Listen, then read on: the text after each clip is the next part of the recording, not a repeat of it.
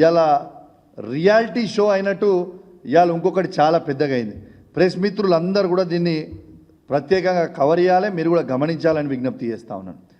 ఇవాళ రేవంత్ రెడ్డి గారి నాయకత్వంలో సునీల్ కన్గోల్ గారు మా 10 మంది ఎమ్మెల్యేలని బీఆర్ఎస్ పార్టీ నుంచి కోట్ల రూపాయలు ఇచ్చి కొనుగోలు చేయగలిగిండు.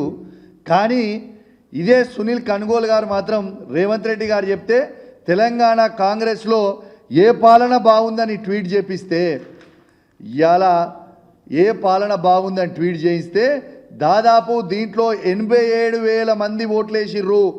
అంటే ఇంకెక్కువనే, 87,000 మళ్ళీ నేను లోపలికి వచ్చేటప్పుడు చూస్తే 90,000 అయింది.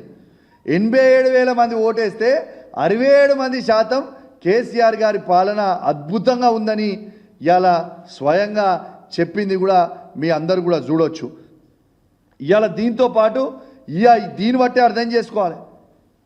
ఇవాళ సునీల్ కన్గోల్ గారు రేవంత్ రెడ్డి గారి నాయకత్వంలో సునీల్ కన్గోల్ గారు మా 10 మంది ఎమ్మెల్యేలని కోట్లాది రూపాయలు ఇచ్చి కొనుగోలు చేసుకుంటూ, కానీ రేవంత్ రెడ్డి గారు ఆదేశాల మేరకు ఇవాళ తెలంగాణ కాంగ్రెస్ అఫీషియల్ ట్విట్టర్ అకౌంట్లో పోస్ట్ పెట్టిన సునీల్ కన్గోల్కి ఇవాళ ప్రజలు గిప్ప గుద్దుతే దిమ్మ తిరిగిపోయి కింద పడిపోయే పరిస్థితికి వచ్చింది ఇవాళ ఆన్సర్. ఇది బాబు ప్రజలంటే ఏమనుకుంటావు, తమాషా అనుకుంటున్నావా?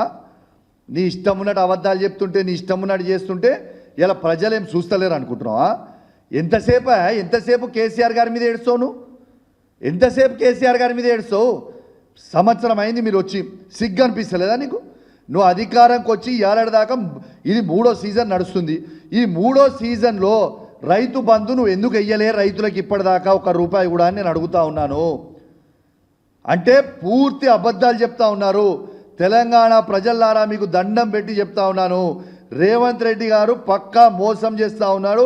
మళ్ళా కేవలం సర్పంచ్ ఎలక్షన్ల కోసం, జెడ్పీటీసీ ఎలక్షన్ల కోసం, ఎంపీటీసీ ఎలక్షన్ల కోసం, కౌన్సిలర్ ఎలక్షన్ల కోసం మీకు అబద్ధాలు చెప్పే ప్రయత్నం మరొక్కసారి చేస్తూ ఉన్నారు.